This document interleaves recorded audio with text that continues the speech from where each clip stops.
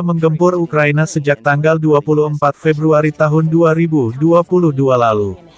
Ukraina mendapat serangan hangat pasukan Vladimir Putin dari darat, laut maupun udara. Pertempuran dua negara ini telah menyebabkan ratusan korban jiwa dan puluhan ribu warga Ukraina harus mengungsi ke shelter-shelter aman hingga harus mengungsi ke negara-negara tetangga. Presiden Rusia Vladimir Putin telah berkali-kali mengatakan pada dunia akan kecanggihan dan keganasan senjata nuklir yang dimiliki negaranya. Bahkan Putin juga mengatakan kepada negara-negara yang ikut campur dalam perangnya, Putin pastikan mereka akan menerima konsekuensi. Putin telah memutuskan untuk menginvasi Ukraina demi keamanan Rusia dari ancaman politik hitam barat.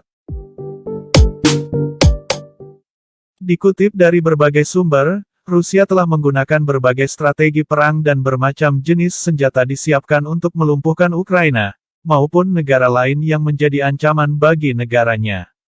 Pertama, Rusia memiliki jumlah hulu ledak nuklir yang cukup banyak, meskipun sampai saat ini jumlahnya dirahasiakan oleh Moskow. Namun dalam sebuah buletin ilmuwan atom, dikatakan perkiraan hulu ledak nuklir Moskow mencapai 4.447, di mana 1.588 diantaranya dikerahkan pada rudal balistik dan di pangkalan pengebom berat. Kedua, rudal jelajah kaliber. Rudal ini merupakan saingan Tomahawk buatan Amerika Serikat, yang mana kemampuan jelajah rudal kaliber Rusia ini mampu menjangkau hingga 1.500 mil.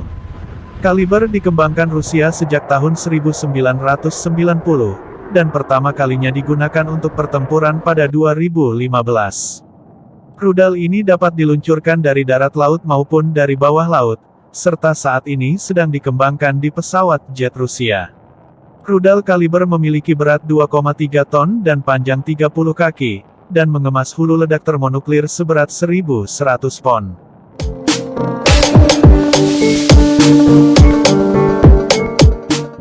Ketiga, tank Malka. Menurut beberapa sumber, tank Malka juga dikenal sebagai 2S7 Pion, sistem artileri membawa 4 proyektil untuk digunakan segera dan mampu menembakkan amunisi nuklir. Senjata ini merupakan sistem artileri konvensional paling kuat di dunia. Satu tembakan dari senjata ini dikabarkan dapat menghancurkan satu buah gedung.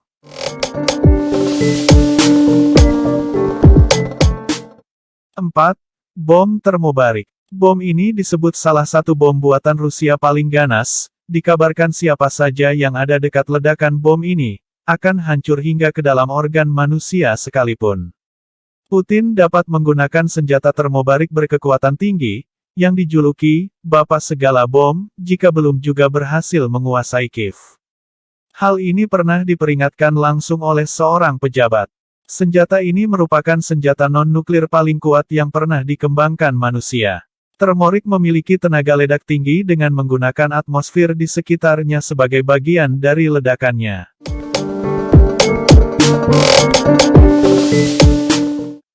5. Tank TOS-1 Buratino. TOS-1 Buratino adalah sistem peluncur roket ganda, yang menembakkan bom termobarik yang ledakannya menghisap semua oksigen di zona ledakan, dan memusnahkan semua orang di area tersebut.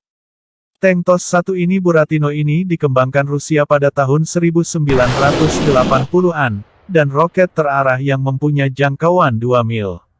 Senjata ini sangat efektif digunakan sebagai penghancur tank ringan milik musuh. Diameter kehancuran akibat ledakan senjata ini sekitar 1.000 kaki.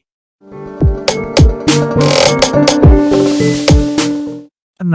SAR Bomba. Inilah bom nuklir terbesar yang pernah dibuat manusia, dan dikembangkan pada puncak Perang Dingin untuk bersaing dengan perangkat termonuklir yang diproduksi oleh Amerika Serikat.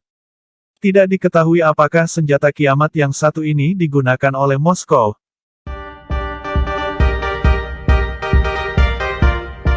Namun Putin mengklaim bahwa Rusia sekarang memiliki beberapa senjata nuklir kelas baru.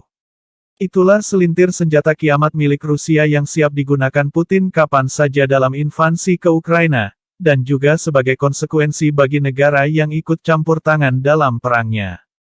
Saya berharap sebaiknya NATO memulangkan bala tentaranya ke rumah, dan beri mereka cuti agar mereka dapat bersantai bersama keluarga. Hal ini tentu akan sangat bermanfaat bagi keamanan dunia, dan nuklir-nuklir kiamat Vladimir Putin saya pastikan akan kembali disimpan di gudang senjata. Dan, Volodymyr Oleksandrovich Zelensky, semoga sadar akan bahaya akibat dari ulahnya yang keras tersebut, sebaiknya kembalilah menjadi pelawak di TV Ukraina, biar rakyatnya kembali berkumpul di rumah, dan tertawa, bukan mengungsi, mati, dan menangis.